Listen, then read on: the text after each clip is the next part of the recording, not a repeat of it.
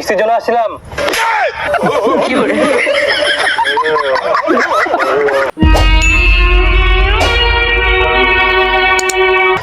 খবর শুনিনু জানিস? কি খবর তো? আরে হাই দেখ, চন্দন মাস্টারটা দিয়ে আসছিল, ওই মাস্টারটা বলে চাকরি ছাড়ি পালাই গেলে। হ্যাঁ, ঘন্টার চাকরি কিস্তি না হওয়া বলে বলে মই বেতনে পাবো না। এই ফালতু চাকরি না কইরা যদি 3 বছর ধরে মই ধানে কাটি বেরানোই, তাহলে মোর অনেক টাকা হয়। আল্লাহ চাকরি মই গুষ্টি মারু। বর্তমানে আমার কোনো চিন্তা নাই আর বিরক্ত করার কোনো লোক নাই। শালা কিস্তির মাস্টারটা একদম জ্বালাই খাইল। হ্যাঁ ঠিকই কয়াস।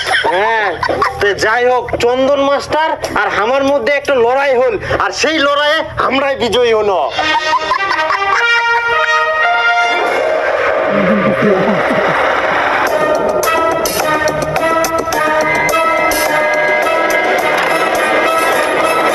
বাবা, কি বেটি? নতুন চন্দন মাস্টার আসিয়া।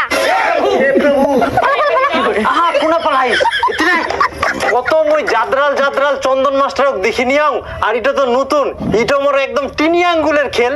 তুই চাপ নিস না, তুই না সুতেক, তারপরে মই দেখো।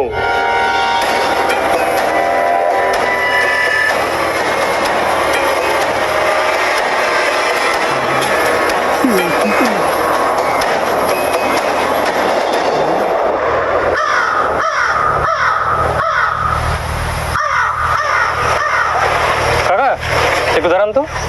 আচ্ছা কাকা, এটা কি টুম্পা রায়ের বাড়ি? হ্যাঁ,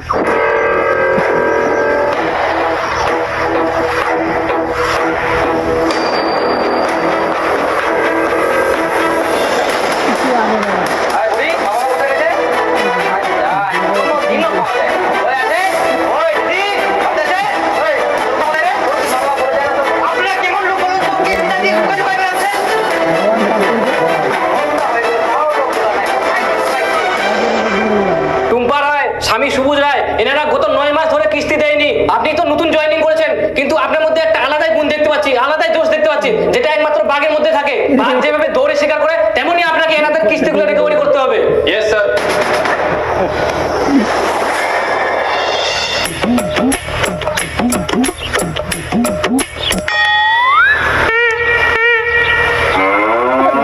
বলছি দাদা, আপনাদের কিস্তি বাকি ছিল, কিস্তি টাকাটা দিন।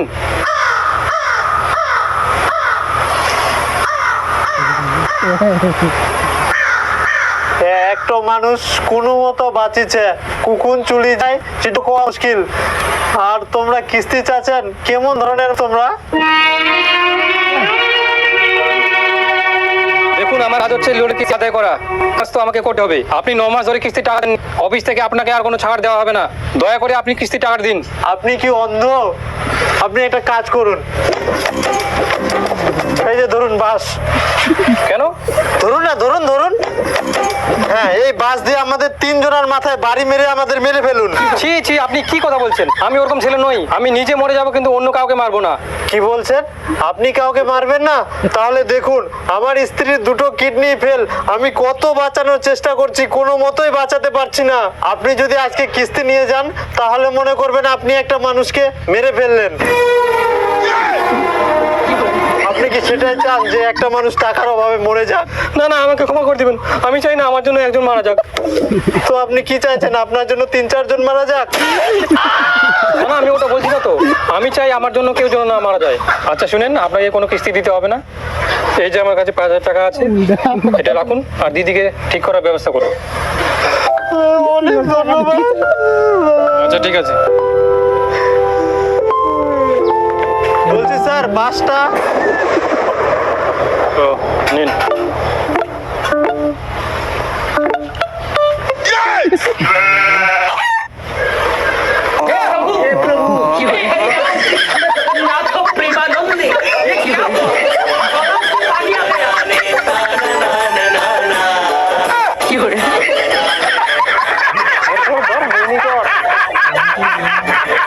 শালা কি জ্বালাত পড়িনু, চাকরি ছাড়ি আসিনু, এখন আরো দেউনিয়া পড়ে গেল, কোনো কাজ টাজ কিছু পাওয়া যায়নি।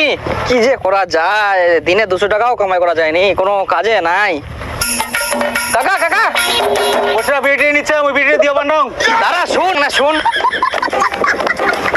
মুই পে তোটিনা কোনা বেরিয়ে নগর। তাহলে ঠিক আছে, মোটনে এরকম ডাকি ডাকি সবাই বেরিয়ে যায়। না না, মুই তোটিনা কোনো কিছু চাওনি। ঢ্যামনা মুখা মুখ তালে ডাকিলো কেন?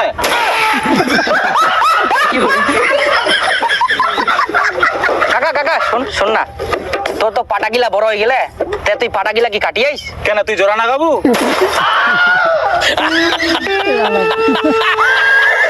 আহা কাকা, পাটাপের জোড়া লাগা যায় কুচুং দিয়ে, তুই যখন পাটাগিলা কাটিবু না তো মোক জন হিসাবে নিস, মোর কাজের খুব দরকার, কাজে পাওনি। পাটা কাটিব তো তো চাকরিওয়ালা লোক, ইলা কাম কি তোক মানায়?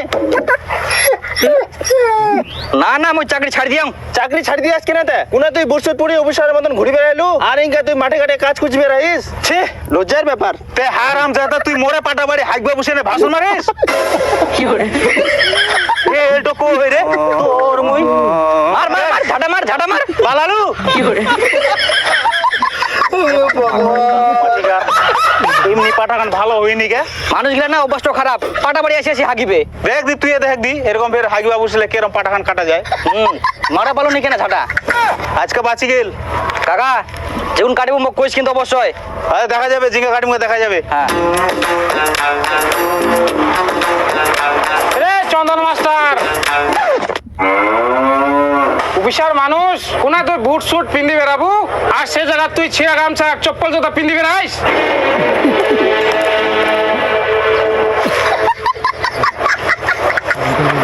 কি দীপক বাবু, আপনাকে পাঠালাম বাঘের মতো কিস্তি রিকভারি করে নিয়ে আসতে, কিন্তু আপনি বিড়ালের মতো সুরসুর করে চলে আসলেন কিস্তি না নিয়ে। ওরা কিস্তি ফাঁকি দেওয়ার জন্য তো অভিনয় করবে, কিস্তি রিকভারি করে তারপরে অফিসে আসবেন। যান।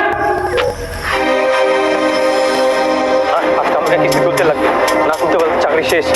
দিদি, ও দিদি, দিদি।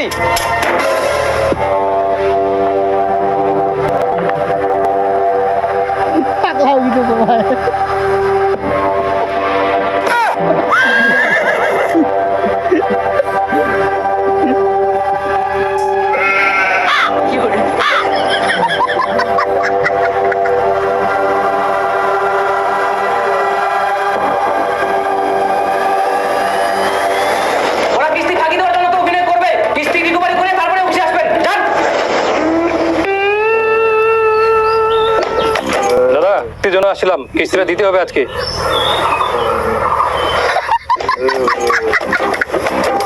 দাদা, কিস্তির জন্য আসছিলাম।